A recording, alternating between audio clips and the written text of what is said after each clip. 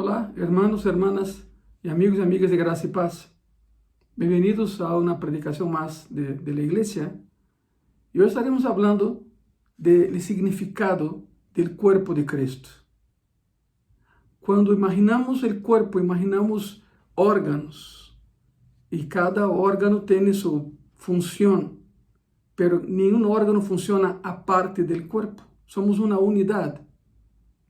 Y cada vez que pensamos en unidad, pensamos en avance, porque justamente los militares en todo el mundo usan esa palabra para designar un cuerpo de avanzada, un cuerpo que conquista, y la iglesia avanza y la iglesia conquista. Aún en ese periodo de que los templos, la gran mayoría tal vez siguen cerrados, pero yo siempre he dicho, el templo está cerrado, pero la iglesia nunca estuvo tan abierta, y seguimos abiertos. Pero hablando del cuerpo de Cristo como unidad de conquista y de avance, en los últimos años se ha hablado mucho sobre ese tema y la sociedad de hoy parece rechazar, escuche eso, rechazar todo lo que esté asociado con esa definición de iglesia como cuerpo. Y lo más triste no es tanto que la sociedad rechace la idea del cuerpo de Cristo, lo más triste son cristianos que ignoran ¿qué significa el cuerpo de Cristo? Es tan importante entender ese concepto que nunca sabremos de verdad dónde pertenecemos o quiénes somos si no entendemos qué es el cuerpo de Cristo, el concepto del cuerpo de Cristo. Hay preguntas que surgen, ¿verdad? ¿Qué es la iglesia? ¿Quiénes somos nosotros? ¿Qué significa el cuerpo de Cristo? Antes de ver específicamente el cuerpo de Cristo, y lo veremos esta tarde, quiero que veamos exactamente qué somos como iglesia. No quiénes somos, no, qué somos como iglesia. Y lo veremos a través de algunas metáforas expresadas en el Nuevo Testamento, perdón. ¿Qué es una metáfora? Una metáfora es una figura retórica de comparación con hechos reales. Es una comparación que nos ayuda a entender, con base en una realidad que vivimos, entender lo que todavía no hay pauta para entender. Esa es una metáfora. Y algunas de esas metáforas del Nuevo Testamento provienen del Antiguo Testamento. Tres metáforas que el Nuevo Testamento usa para describir a la iglesia de Cristo, que también son metáforas del Antiguo Testamento para describir a Israel, son la novia, la viña y el rebaño. Son tres metáforas que se usan para la iglesia en el Nuevo Testamento, pero en el Antiguo Testamento se usaba para Israel. Y cada una de esas metáforas, repito, es una designación de Israel en el Antiguo Testamento. Israel era la novia de Dios, era la viña de Dios y era el rebaño de Dios. Eso lo vemos claramente en el Antiguo Testamento. Y todas ellas se repiten en el Nuevo Testamento aplicado a la iglesia. Pero claro, hay que separar los hechos, ¿verdad? La iglesia no es Israel, ni Israel es la iglesia.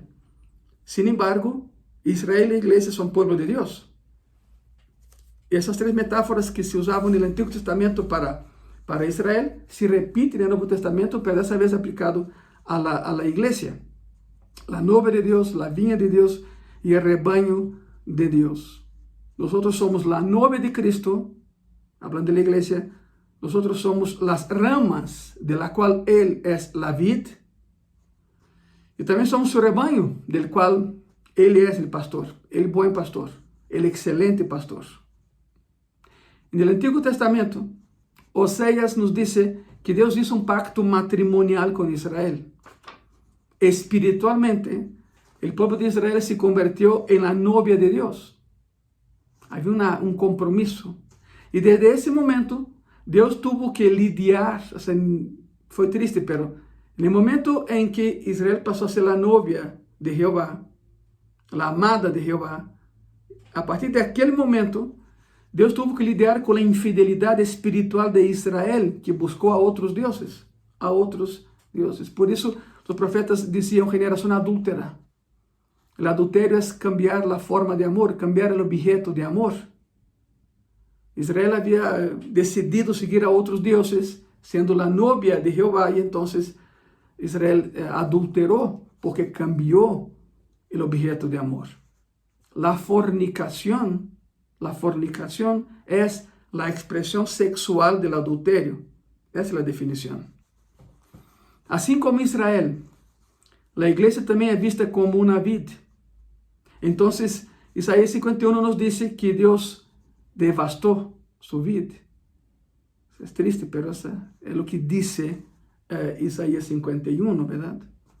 Y la tercera metáfora del Antiguo Testamento, ya vimos que es la novia, la vid.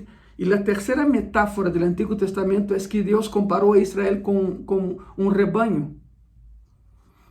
Y él era el pastor de Israel. Tal como él los había redimido de Egipto, dice Isaías, los llevó y los cargó como si llevara un cordero que se había perdido. Así que, después de la cautividad de Babilonia, Isaías dice otra vez que él reunió a los corderos en sus brazos y los cargó, simbolizando la relación con Israel como un pastor y su rebaño. El pastor cuida su rebaño, alimenta su rebaño, provee para su rebaño, dirige a su rebaño. Vemos las tres imágenes que Dios usó para determinar su relación con Israel en el Antiguo Testamento. Por lo tanto, en el Antiguo Testamento, Dios escogió a Israel como su novia, plantó a Israel como su viña y guió a Israel como su rebaño. Ahí están las tres metáforas, las comparaciones con hechos reales o con cosas reales. Y como llegamos al Nuevo Testamento, Jesús aplica esas mismas metáforas a la iglesia. Es increíble. En primer lugar, la metáfora del Antiguo Testamento del matrimonio. Jesús la aplica a nosotros diciendo que Él es el novio y nosotros somos ¿qué? La novia. Él dijo, yo soy el novio. Y recuerden que en los evangelios, cuando el esposo se presentaba, había fiesta. ¿Por qué? Porque el esposo estaba ahí, ¿verdad? Había llegado el esposo. Y así nosotros como iglesia nos relacionamos con Cristo como una novia y con el novio. Ahora, déjame explicar algo. ¿Por qué comenté de que llegaba el novio y había fiesta? Porque la boda judía es diferente a la boda del occidente.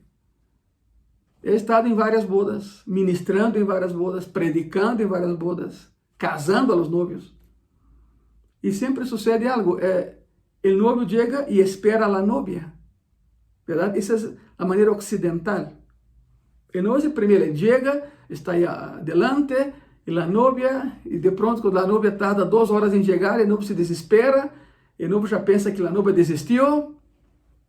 Pero allá, en el oriente, y más específicamente en Israel, es al revés.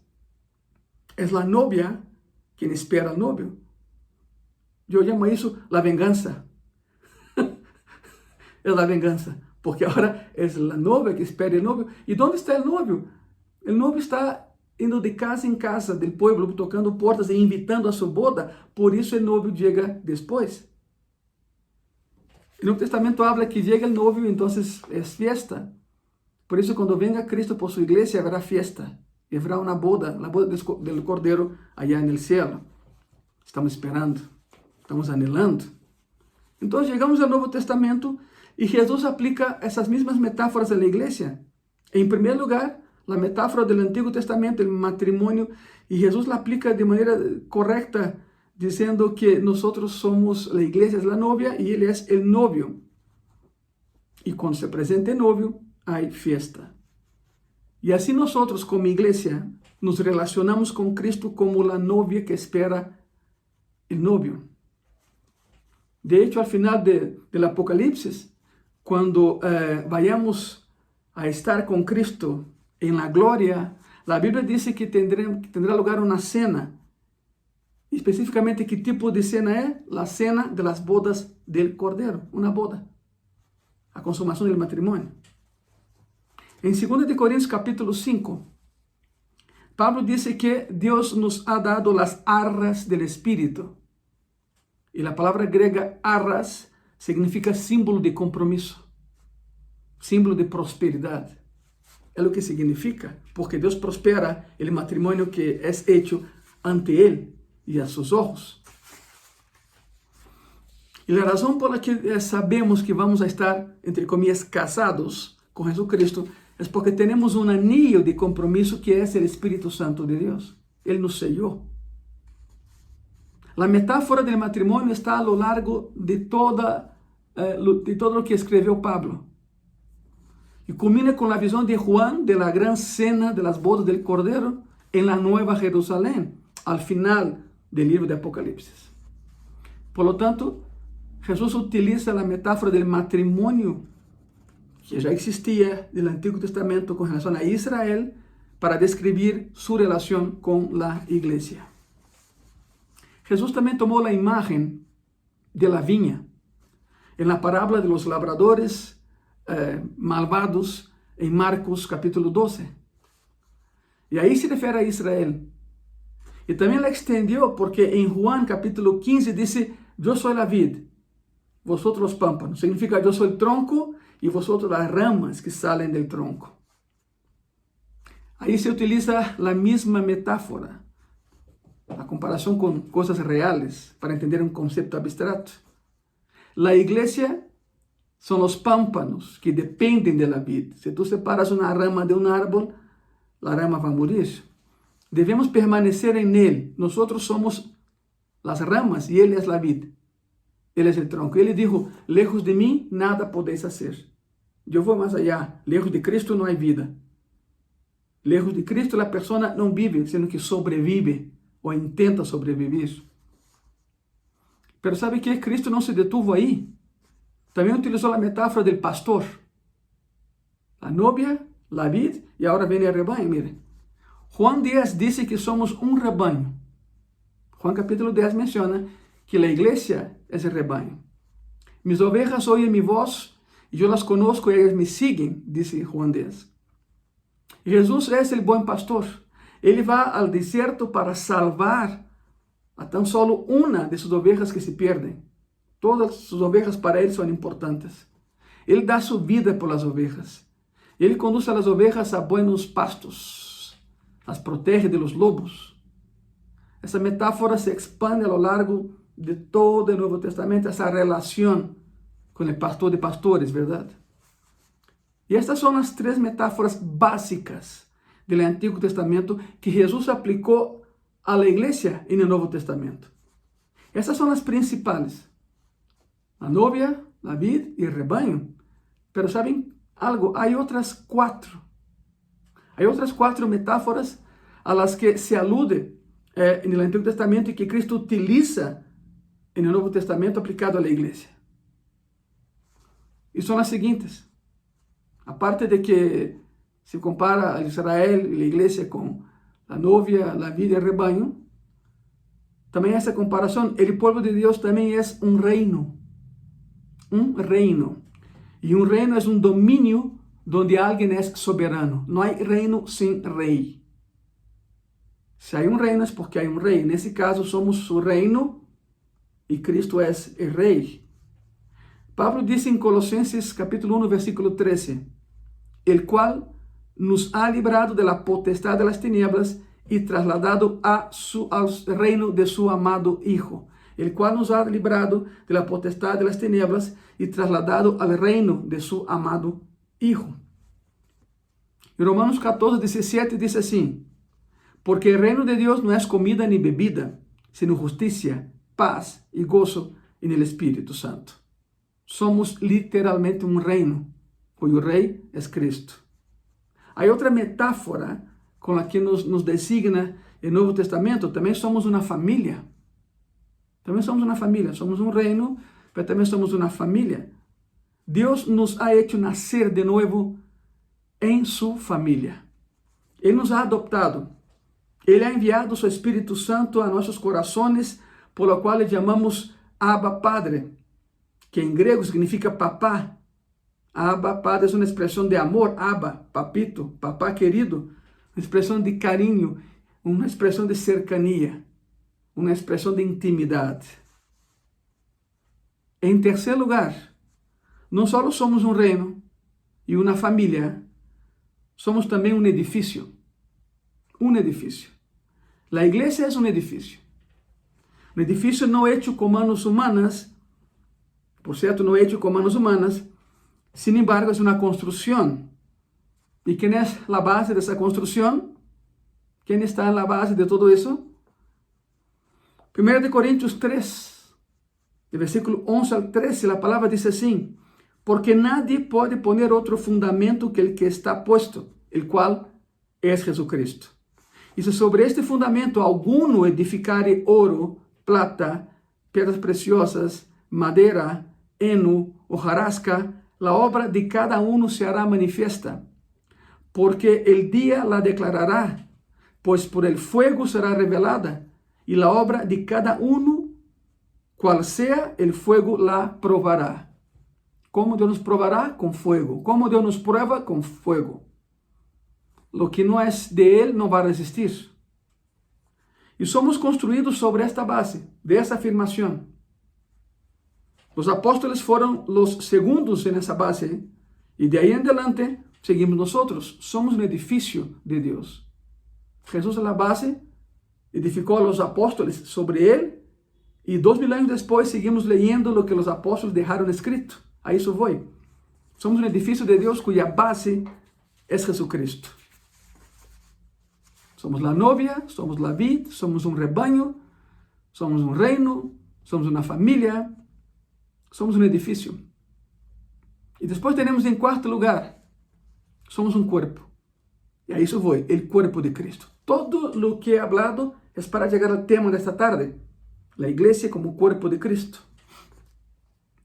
Ahora, hay algo curioso en esa metáfora. Esa metáfora no tiene equivalente en el Antiguo Testamento. Es la única metáfora donde Cristo compara a la iglesia que no tiene ni una comparación con algo que Él dijo en el Antiguo Testamento con relación a Israel.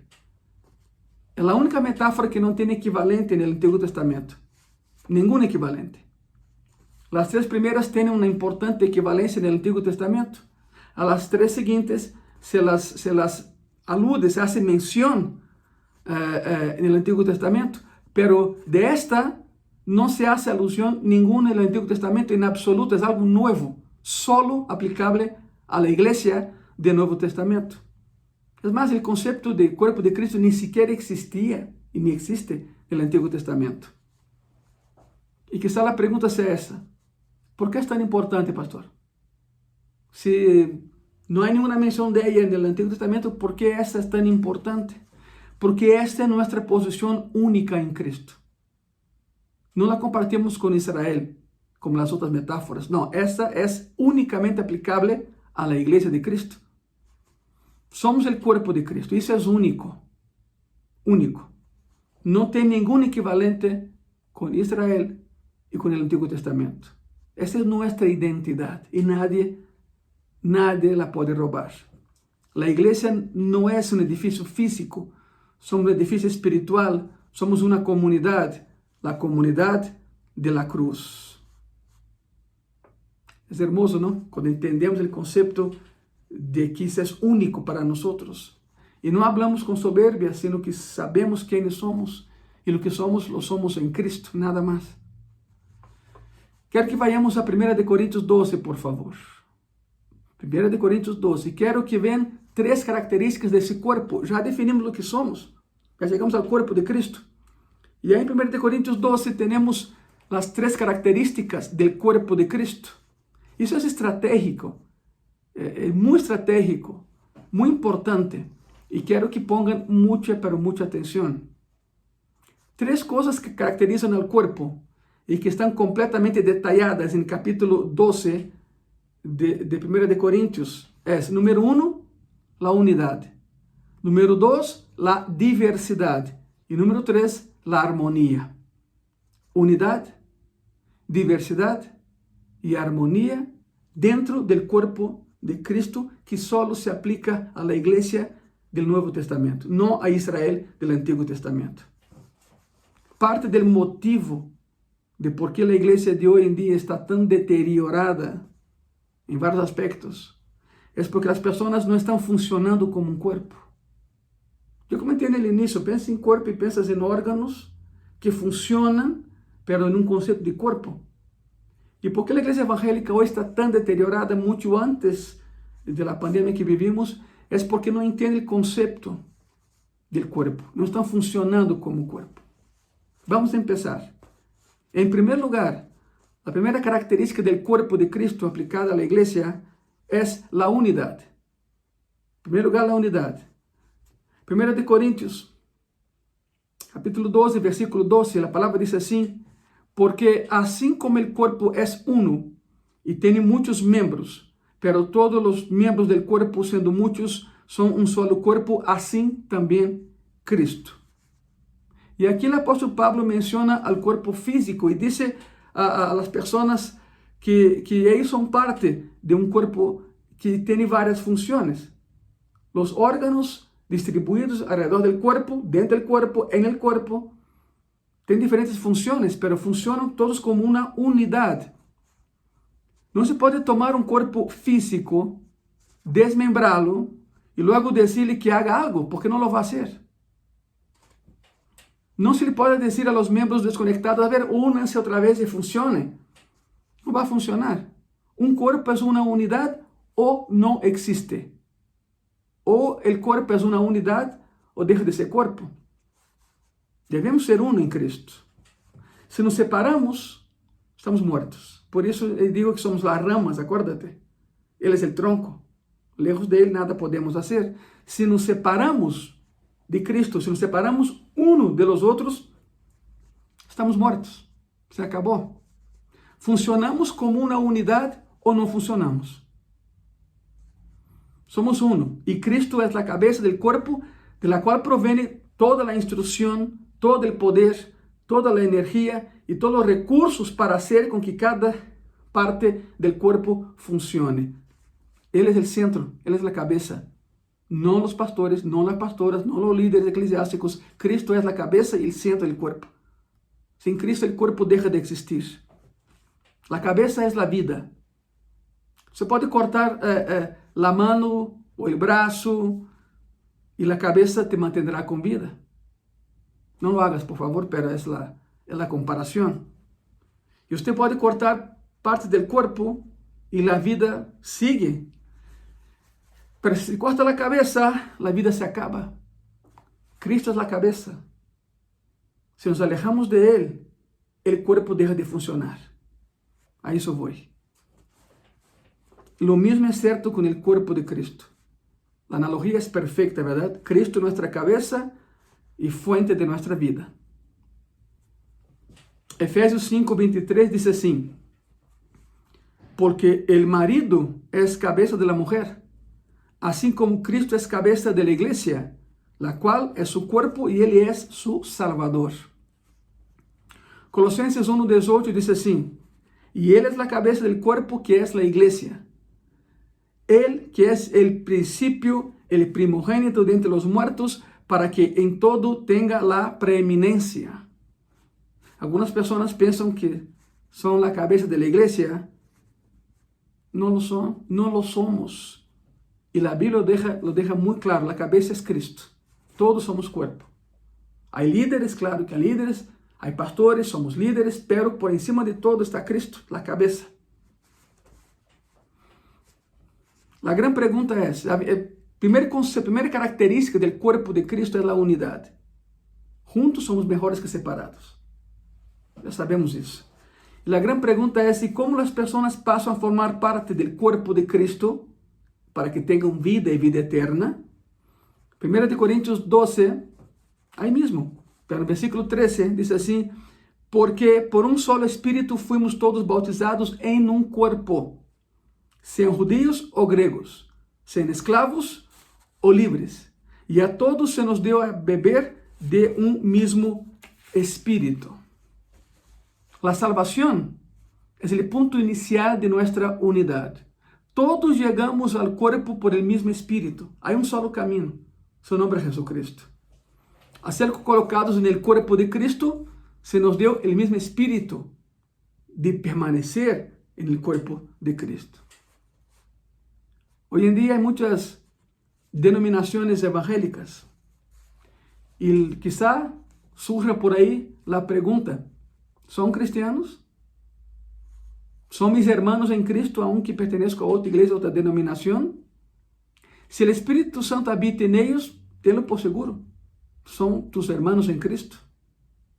Quizá tenga una doctrina diferente, pero si la base de su doctrina es Cristo, y si tiene el Espíritu Santo, son nuestros hermanos en Cristo. Si son cristocéntricos, significa si Cristo es el centro de su creencia y no otra figura. Si Cristo es la esencia de su vida, son cristianos.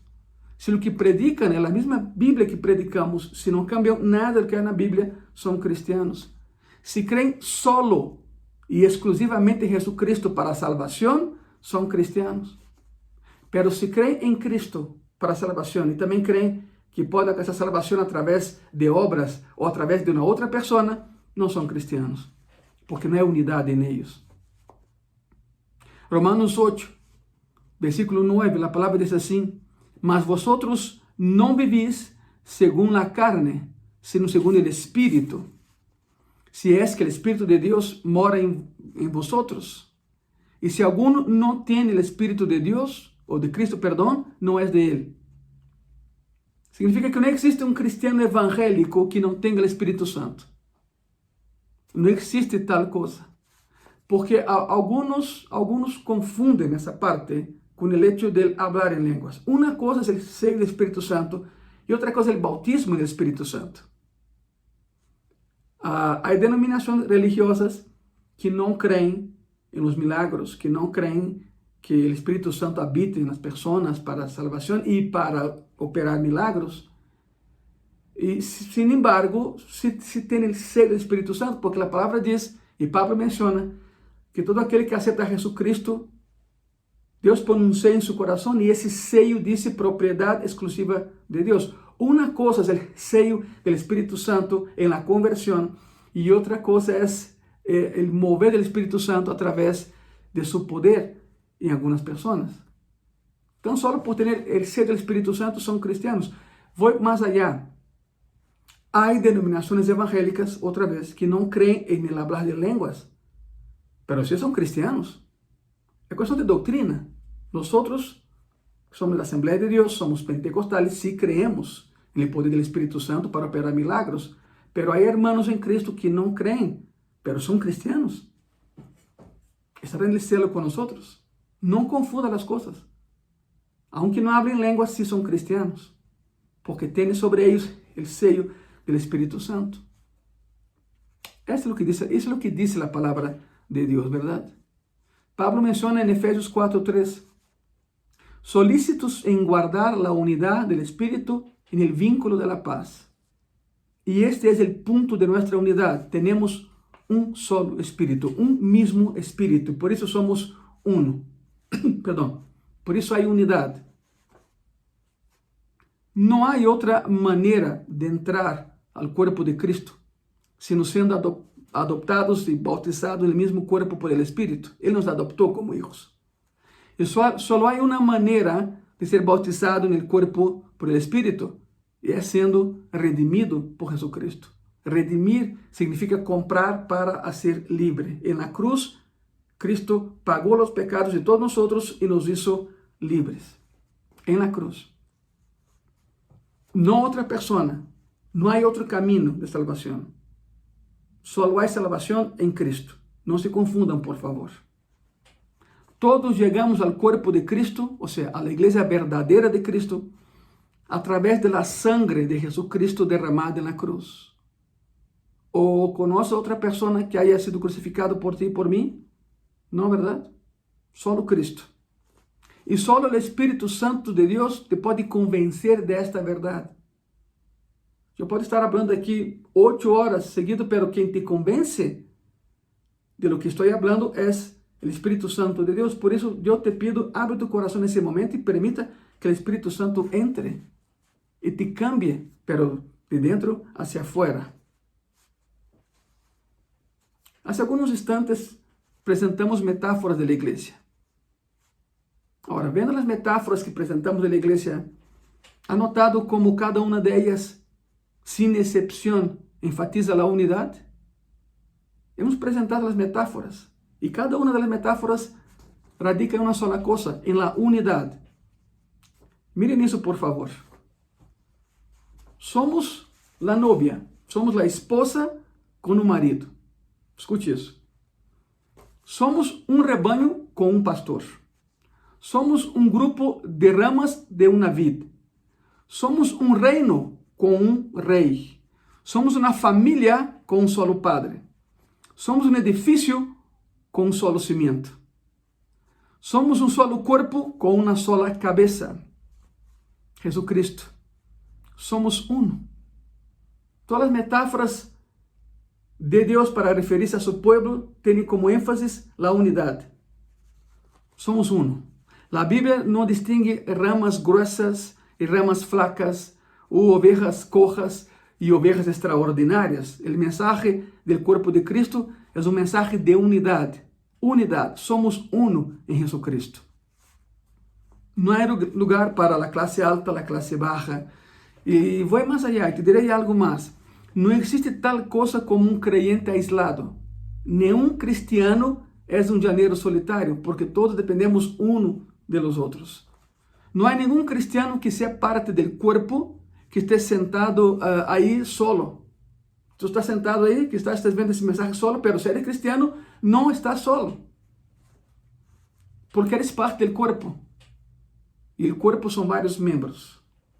És parte dele, tanto como eu, ou qualquer outra pessoa neste momento, vendo esse mensagem. Somos cristianos. Somos parte de algo muito mais grande que nós outros. Se somos um solo corpo, a pergunta é, pastor, que passa quando o corpo se divide? Aí está o problema. Foi o que lhe passou em Corinto? Foi o que passou em Corinto. 1 de Coríntios, perdão. 1 de Coríntios capítulo 1, de versículo 11 al 17. E a palavra diz assim: porque he sido informado acerca de vosotros, hermanos míos, por los de Cloé, que há entre vosotros contiendas.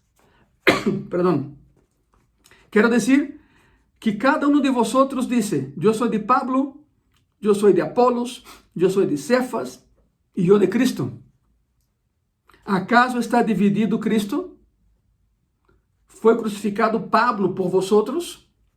¿O fuisteis bautizados en el nombre de Pablo? Doy gracias a Dios de que a ninguno de vosotros he bautizado, sino a Crispo y a Gayo, para que ninguno diga que fuiste bautizados en mi nombre. También bauticé a la familia de Estéfanas, de los cuales no sé si he bautizado a algún otro. Pues no me envió Cristo a bautizar, sino a predicar el Evangelio, no con sabiduría de palabras, para que no se haga vana la cruz de Cristo. Pablo está dizendo, somos uno, a cabeça é Ele. Em todas as metáforas, se hace hincapié en la unidade. En la unidade. Se a igreja llegara a ser una em términos de la vida del cuerpo e começar a ministrar a las necesidades espirituales de los demás, el mundo nunca podría detener a la iglesia. ¿Y sabe por qué la iglesia a veces se detiene? Porque falta unidad. Donde no hay unidad, no hay un solo cuerpo, hay varios cuerpos. Y cada quien jalando para un lado. Y no podemos hacer nada así. Sin unidad no hay nada. Estamos vendo, llegamos a la conclusión de que somos el cuerpo de Cristo a través de metáforas del Antiguo y Nuevo Testamento. Y estamos diciendo que la metáfora de la iglesia como cuerpo de Cristo solo se aplica en el Nuevo Testamento y a la iglesia. No en el Antiguo Testamento. No hay ninguna comparación con algo del Antiguo Testamento. Y como cuerpo de Cristo hay tres características a tomar en cuenta. Primero es la unidad. Si el primer aspecto del cuerpo es la unidad, el segundo aspecto del cuerpo es la diversidad. Unidad y diversidad. Número 2. 1 de Corintios, capítulo 12, versículo 14. Y la palabra dice así: además, el cuerpo no es un solo miembro, sino muchos. Ahí está la diversidad. Somos uno. Y sin embargo, somos muchos. Hay una diversidad dentro del cuerpo. Todos somos diferentes. Tú no eres igual a mí, yo no soy igual a ti. O sea, no hay ninguna persona en ese planeta que sea exactamente igual a la otra. Aún los gemelos tienen sus diferencias.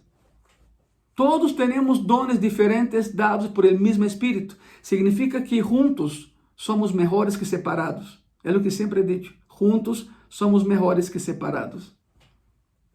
Y quiero que vean algo. Quiero llevarte a que vean algo. 1 Corintios 12, ahí mismo. Pero regresen los versículos, por favor. 1 Corintios 12, de versículo 4 al 7. Y así dice la palabra. Ahora bien, hay diversidad de dones, pero el Espíritu es el mismo. Y hay diversidad de ministerios, pero el Señor es el mismo. Y hay diversidad de operaciones, pero Dios, que hace todas las cosas en todos, es el mismo. Pero a cada uno le es dada la manifestación del Espíritu para provecho. ¿Significa eso? ¿Qué significa todo eso? Significa que el Espíritu Santo reparte los dones como Él quiere. Jesucristo llama al ministerio a quien Él quiere. Y Dios el Padre aprueba la manifestación de los dones en los ministerios. ¿Y quién gana con todo eso? Los de afuera. Los que están fuera de la iglesia. Por eso, para provecho. Y todo esto es para provecho de los que están afuera de la iglesia. Para que sean alcanzados y que un día sean parte del cuerpo como hoy lo somos tú y yo. ¿Te das cuenta de por qué no podemos cruzar los brazos? Hay mucha cosa que hacer. Hay muchas almas que alcanzar. Y voy a decirlo de una manera simple y directa como siempre lo hago. ¿Ok? Si no estás utilizando el don que Dios te dio, alguien está siendo estafado. Alguien está siendo robado. Porque estás negando a que otra persona aproveche los dones que Dios te ha dado. Y así, la diversidad es muy importante. Los dones espirituales son una bendición dada por un Dios soberano. Por eso hay que utilizarlos. Para la obra de Dios. Para el avance de la obra de Dios. Es muy sencillo entender eso. Si no actuamos como cuerpo es porque ya no somos cuerpo. Características del cuerpo de Cristo está la unidad. Y en esa unidad hay diversidad. Número 3, la armonía. Unidad, diversidad, armonía. La última característica del cuerpo de Cristo precisamente es la armonía. 1 Corintios capítulo 12, de versículo 15 al 17. Si dijera al pie, porque no soy mano, no soy del cuerpo, por eso no será del cuerpo. Y si dijera la oreja, porque no soy ojo, no soy del cuerpo, por eso no será del cuerpo. Si todo el cuerpo fuese ojo, ¿dónde estaría el oído? Si todo fuese oído, ¿dónde estaría el olfato? Versículo 18 y 19, de ahí mismo. Mas ahora Dios ha colocado los miembros, cada uno de ellos, en el cuerpo como Él quiso. Porque si todos fueran un solo miembro, ¿dónde estaría el cuerpo? Significa que Dios sabe lo que hace, ¿verdad?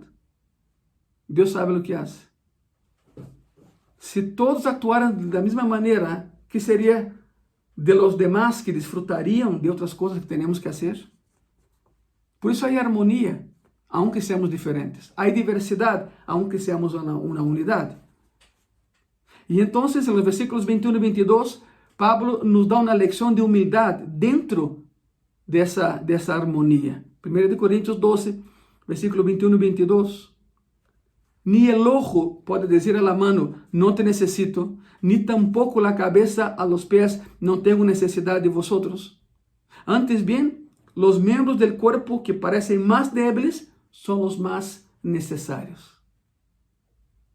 Porque dentro de la cultura cristiana, desgraciadamente, hay cristianos que se sienten súper cristianos.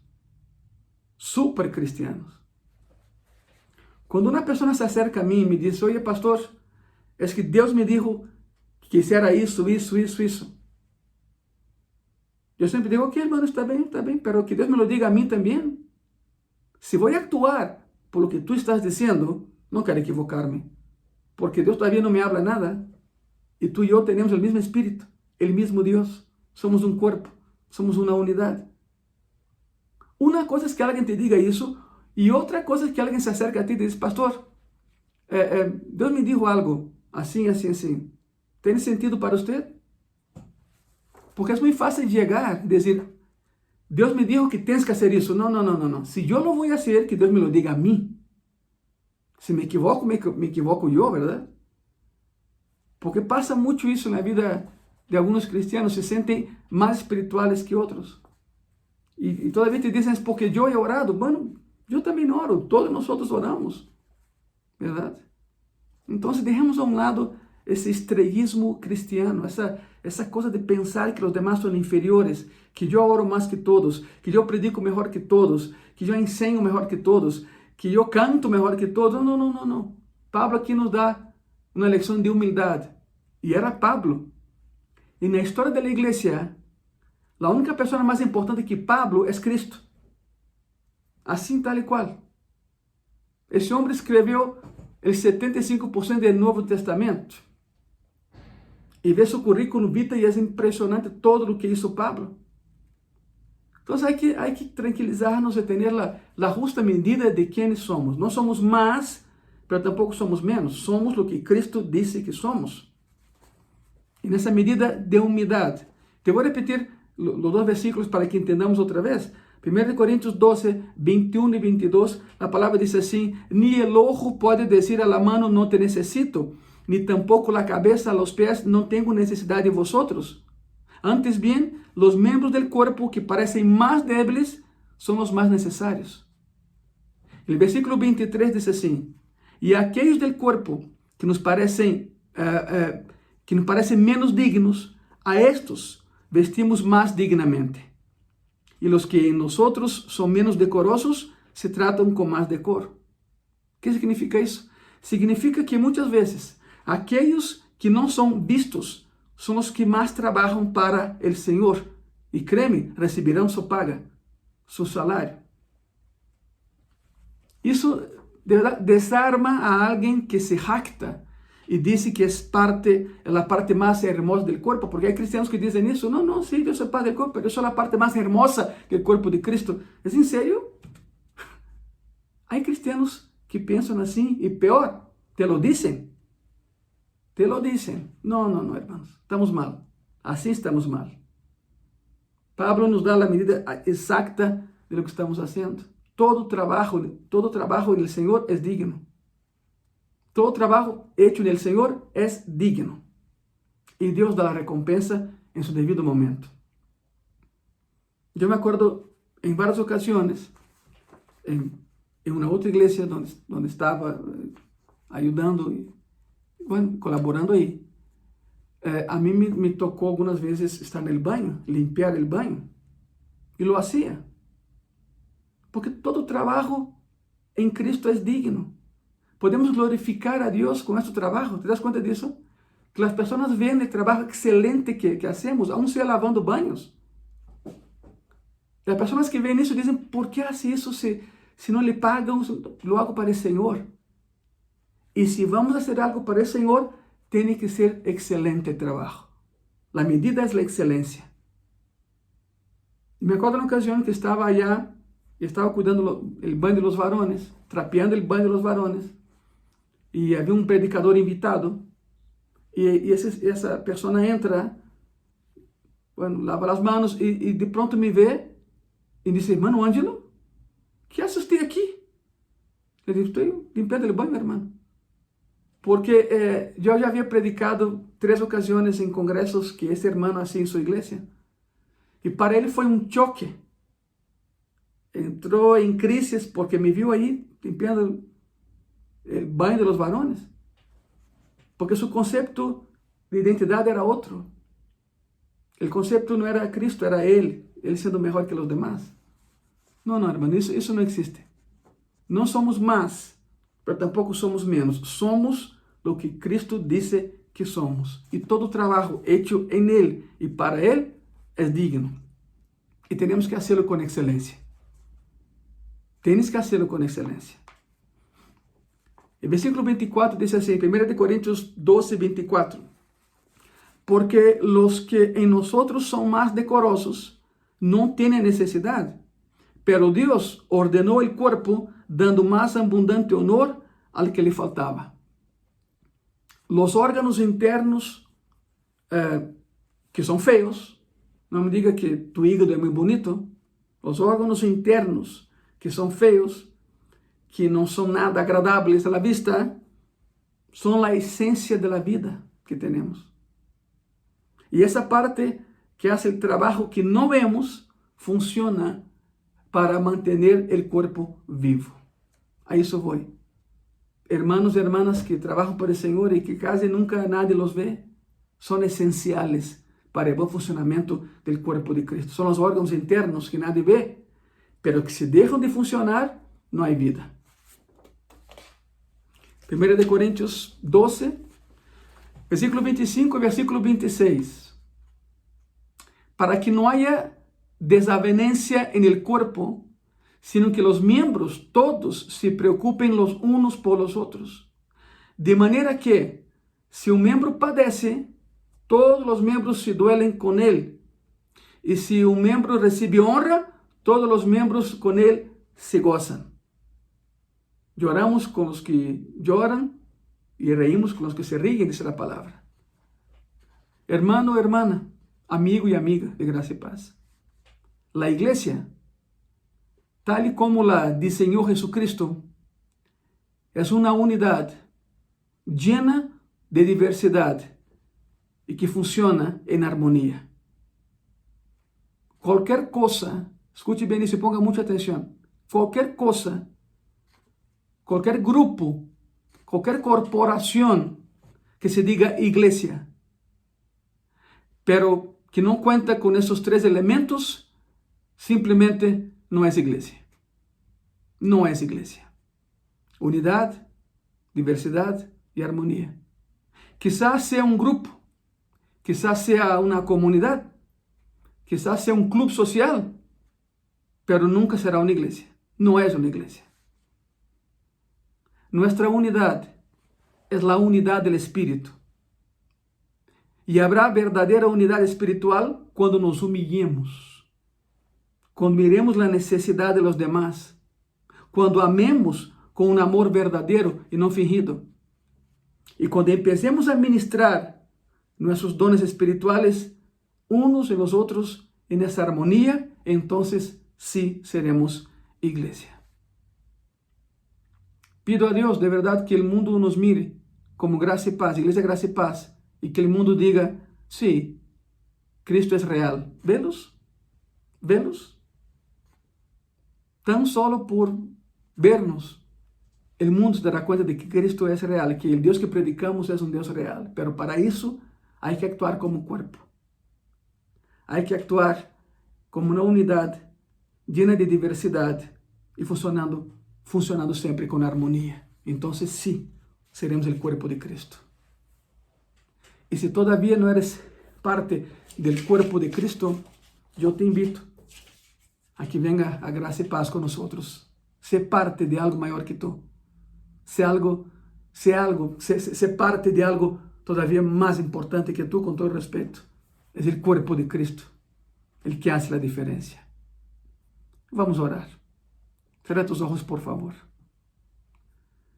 Señor Jesús, te pedimos de todo corazón y te pedimos, por favor, que nos dé la oportunidad de funcionar como una unidad, lleno de diversidad, pero en armonía, que son características de la iglesia como cuerpo tuyo, como cuerpo de Cristo. Ayúdanos, Señor, a funcionar de tal manera en que el mundo pueda ver que eres real, tan solo por vernos. Todos tenemos problemas, pero eso no nos quita la alegría de servirte.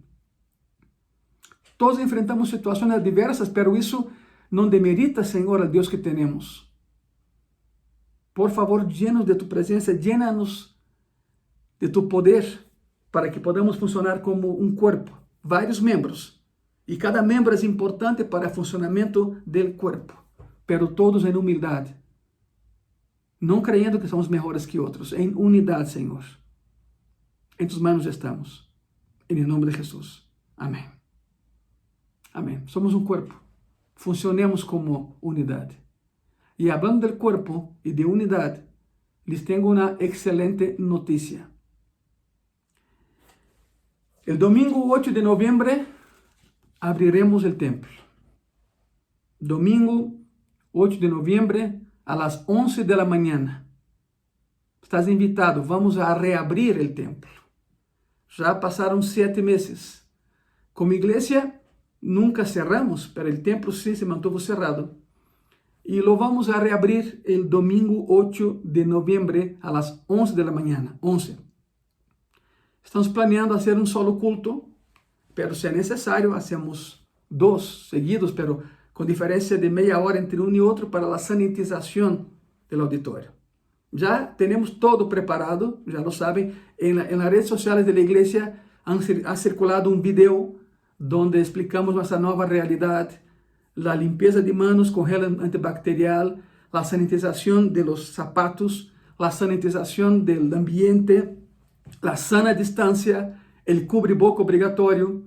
Todo isso lo vamos a hacer, no te preocupes, vamos a mantener todo dentro del protocolo que tenemos de salud para que todos estemos bien, ¿verdad? Te comento, con la sana distancia, hemos disponibilizado 64 sillas, 64. De todas las que tenemos con la sana distancia para todos los lados, son 64. Recomendamos a que no traigan niños porque no habrá ministerio infantil, al menos hasta que terminemos el año, no vamos a arriesgar a nuestros niños, entonces el ministerio infantil no va a funcionar. Si vas a traer algún niño, si no hay de otro, tienes que traerlo, ok, pero manténlo junto a ti, en ese espacio reservado a ti. Entonces en las redes sociales están las medidas de sanitización, pero te invito a que vengas con nosotros en la reapertura del Templo de Gracia y Paz, el día 8 de noviembre, domingo por supuesto, a las 11 de la mañana. Estamos planeando un solo culto, pero si vemos que no vamos a alcanzar, terminamos el culto y hacemos otro después de media hora ¿para qué? Como tiempo para sanitizar. Tenemos las máquinas ya, se pone la máquina para sanitizar todas las sillas, los baños por supuesto también sanitizados, todo estará preparado para que el día 8 de noviembre a las 11 de la mañana, podamos reabrir el templo con todas las medidas de sanitización y haremos un culto de acción de gracias, porque ya pasó mucho tiempo. Esperamos por mucho tiempo que el gobierno nos diera más tiempo, pero ya no podemos seguir así. Abriremos, pero con las medidas, repito, completas medidas de sanitización, y para que tú llegues sano y salgas sano y lleno de Jesucristo. Por lo tanto, son buenas noticias, son muy buenas noticias. Traigan cubrebocas, por favor, todos con cubrebocas, si no, no vas a poder entrar. En la puerta tendremos un filtro para la temperatura corporal, el gel antibacterial, el lavado de los zapatos, por supuesto, y con cubreboca. Traiga cubreboca, si no, no vas a poder entrar. Muy bien, pues llegó la hora, lo vamos a hacer. Hay expectativas, hay ilusiones. Por supuesto que hay también una historia de que no sé, quizá regresemos al semáforo rojo en la Ciudad de México, no sabemos. Pero lo que sí sabemos es que el día 8 de noviembre, domingo, reabrimos los portones del Templo de Gracia y Paz, el Auditorio de Gracia y Paz, a las 11 de la mañana, y eres mi invitado. Vengan a pasar un tiempo con Dios. Y seguimos cuidándonos, y seguiremos cuidándonos, y seguiremos obedeciendo a la autoridad constituida en la Ciudad de México a nivel federal. Por lo tanto, bienvenida a Gracia y Paz, y que Dios te bendiga.